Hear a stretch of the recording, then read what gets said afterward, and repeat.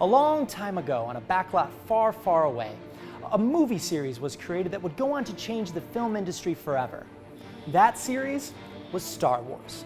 George Lucas's space opera has gone on to rule the box office, bringing in over $4.3 billion around the world. In fact, when accounting for inflation, Star Wars represents 3 of the top 15 movies of all time at the US box office, with 1977 Star Wars bringing in $1.4 billion in the US alone. But Star Wars isn't your average film franchise. It surrounds us and binds us with merchandising, TV shows, theme parks, and even this costume exhibit I'm in right now. This is one of the reasons why Disney paid $4 billion to acquire the franchise in 2012.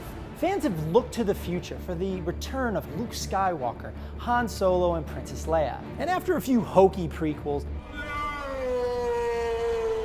the Millennium Falcon will fly again with the release of Star Wars: The Force Awakens. Trailers for the film have been watched and dissected hundreds of millions of times. The first day of ticket sales blew up the internet like the Death Star, and hundreds of fans look to spend many frigid Hoth-like December nights outside of theaters in preparation for the film. Basically, this movie is projected to be one of the biggest box office events in movie history. And while Yoda might disagree, size matters not.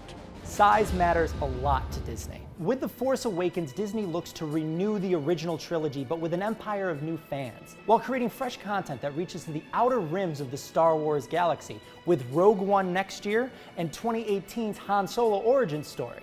But why? Why of all films has Star Wars taken hold?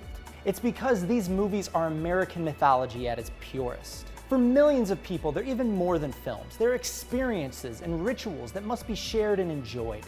A new hope and a force of good at a time when the world needs heroes. So while the opening of Star Wars: The Force Awakens will be a day long remembered by fans, it's just the beginning. Star Wars, like the Force itself, will be with us. Always.